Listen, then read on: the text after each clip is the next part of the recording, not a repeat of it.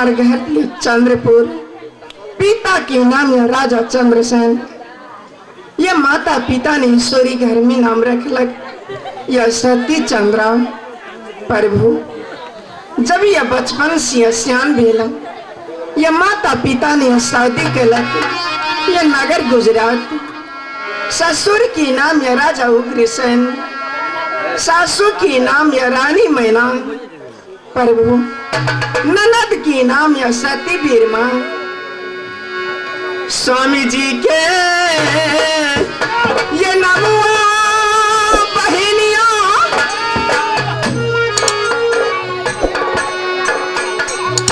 आ गई दुनिया में,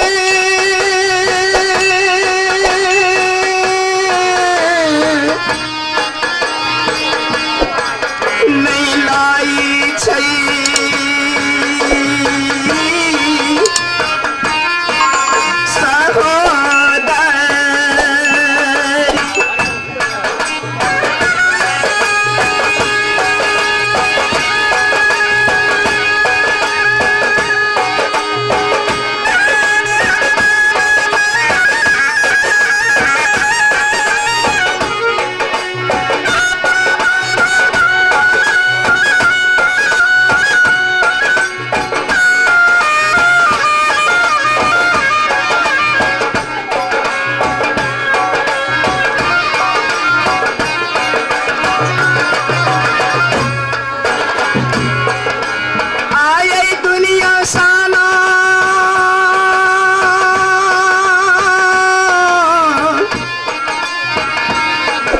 सारा में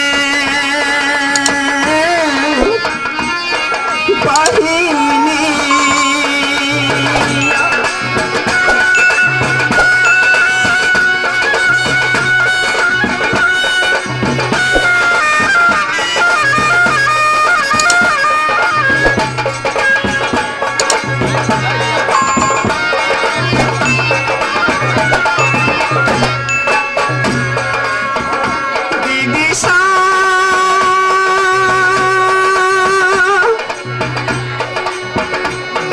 स्वामी जी के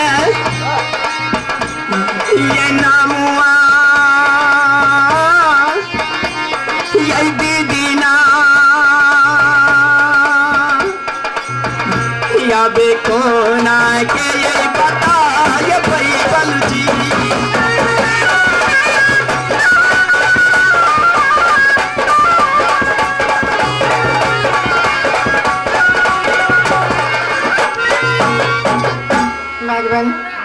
दुनिया संसार में सास ससुर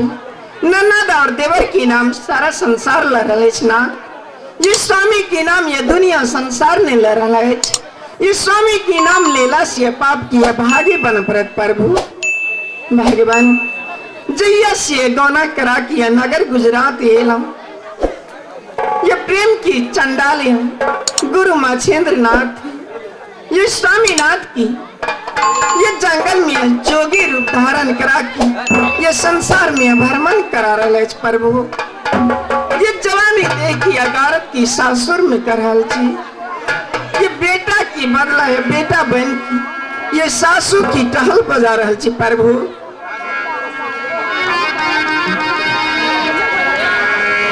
धाराम छूटा लई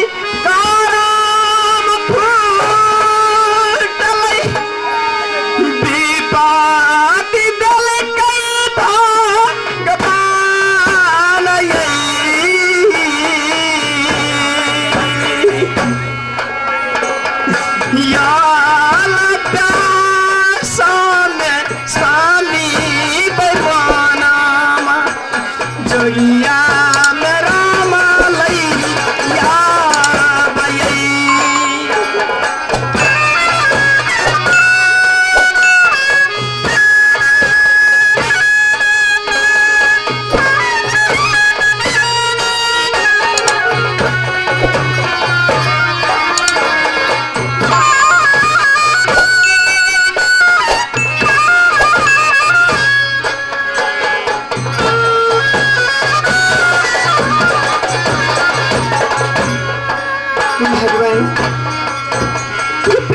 चंडाली स्वामीनाथ कि एक दिन के लिए सासुर कि घर को वर नहीं रहा है। ये कहाँ जाके रहने बने की दुनिया संसार ये भटक रहा है। एक बच्चा की तरह है, ये गोद के बालक की तरह है, ये कमल फूल की अपना बस में रखने चाहिए, ये आशा रखने चाहिए कि अवश्य एक न एक दिन कि पति देव के घर को वर याद तब की अपन राजपाट या चला प्रभु भगवान पलटन ये कहाँ जाके बैठे पलटन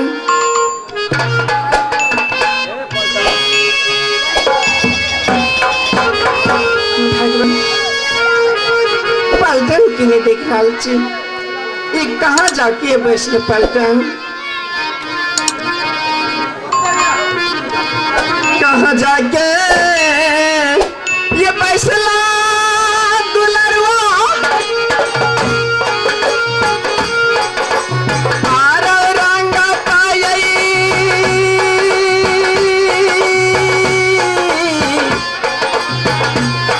महालिया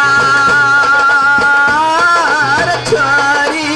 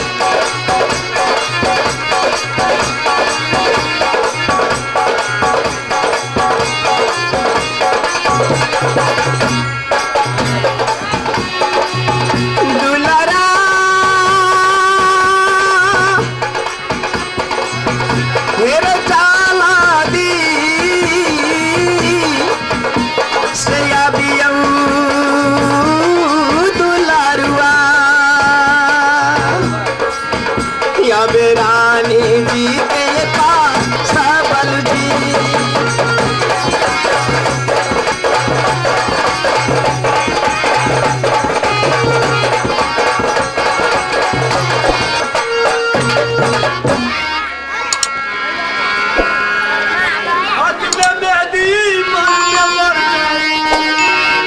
हाथ में मेहंदी मांग में मरते नक में सर्दी भर गईला आलू कदीमा तरकारी खा के पेटा फूली बीमारी हो गईला हो गईला आजा वाला बल के लेगा ढोलक वाला चुपचाप चुपचाप चुपे चुप चुपा चुप चुप हो गए बाद खार उठा पटा उठा हमर देखियो मैल काल बोलवे छे मालिक घर में नहीं छे असगरे हमर मैल काल मालिक नहीं रहे छे घर में त भर रात राम राम तारा गिन गेल कोरो गिन गेल रात कटे छे हमरा के जे मंत्री चुप न हम के जे किया कोने छिए कहलिए बुझ गेलो कने छे सब ते द्वारे बुझा जाए छे कि घटले कि नहीं छे क्या ना है नहीं है मन खराब है ये हॉस्पिटल ला जा पड़ते कौन घर में छिए ढुकलिए पलटन गोर लागे छी बच्चा जिया पैसा कौड़ी लाओ हम पैसा कहाँ से दे अरे तोरी के मैल कान के गोर लागे जे त खोइचा में से निकाल के एक खोइचा द दी छे नहीं है तेरे राजा से हवे छे ने तो खोचा में सम कता से रुपया दे। अच्छा नहीं 1 रुपया सेठ गेल। हां आओ खर्चा तो दिल के राजा साहब दिल के 4 दिन के खर्चा आई भ गेले 8 दिन 4 दिन के था घट गेले बेचारी की करते पैसा रहते तब मिल के लिए बनिया कौन जरूरी पड़ल की बात है की घटल बुआ ना घटल पेन धन सोना ये ना कोई घटल या पाकल बीरापान नहीं कोई मारलक नहीं कोई गरियलक ये केवल या पतिदेव की विरोध से हमेशा पतिदेव की याद में रहे आशा रखने की एक न एक दिन की कमल फूल की वास्ते अवश्य पतिदेव की या रंग भवन तक याद या पतिदेव से मुलाकात करा। अच्छा से बात है मिलकर की करते हमार मिलकर कते दिन से बसे अब मालिक आवे छे त कोनो से कोनो चल जाय छे कोनो मतलब नहीं बगड़ी घर गए हम सब अन खाई छी आयते नहीं या तो वह रहते घर में कि हम ही रहे पानी हम मिल खेल के सिखा देबे जाति के काम नहीं छी आप आ जेते तो बांध देबे सरिया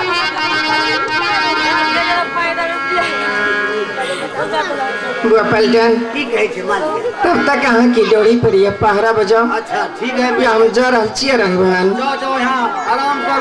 करो अबे कर भैया अरे मुआ ये दीदी आई रंगा पाई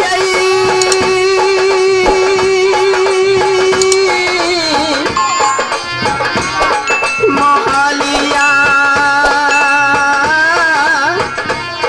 मैं कारा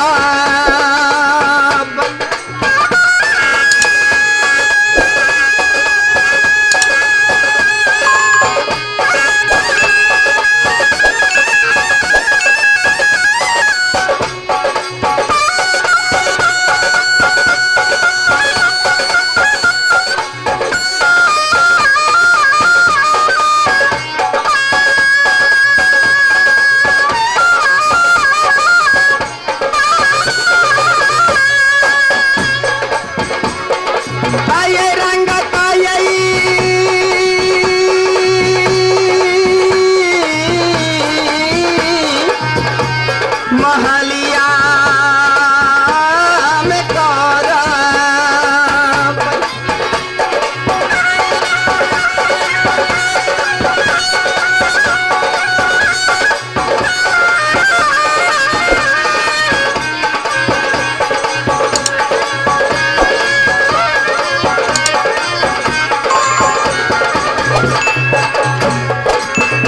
दीदी सा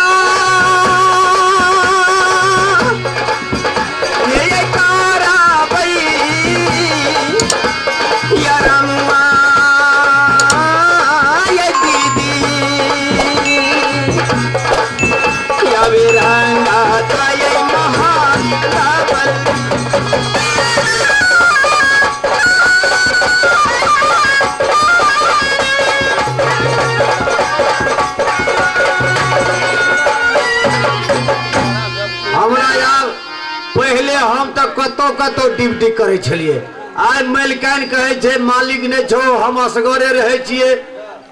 हमरा डर है ये ते द्वारे कहे छे तू हमरा सामने में ड्यूटी कर हमरे घर के ड्यूटी कर आ ओकरे घर के ड्यूटी करे छे हम केना हेते नींद पर जेबे कि सुत रहबे एकटा थिए कहे छे खीसे कह दे छे चुटकुला कहे छी बहिरा खानदान के पूरे बहिरे ओकरा खानदान बहिरा गले हर जोतेला पछवारिया चौरी कहे छी लालपुर से दूगो बटोही चल आवे हरवा के पूछे छे ओ हरवा हम मेला पर जबे कोन रास्ता हेते त की कहे जो बरद ले बेचबे वही आदमी फिर पूछे छे हर जोते बटोही पूछे छे ओ हरवा हो मेला पर जब कौन रास्ता है जी एकटा ले ले 500 में एकटा 1000 कहे जी बटोही चल दिल के जलखै के टाइम भेले ओकर माय एले जलखै ल के छौरा के देल के नून मरचाइ चटनी छौरा खाय छ की कहै छ म्या के बटुआ की कहो बरत बेच ले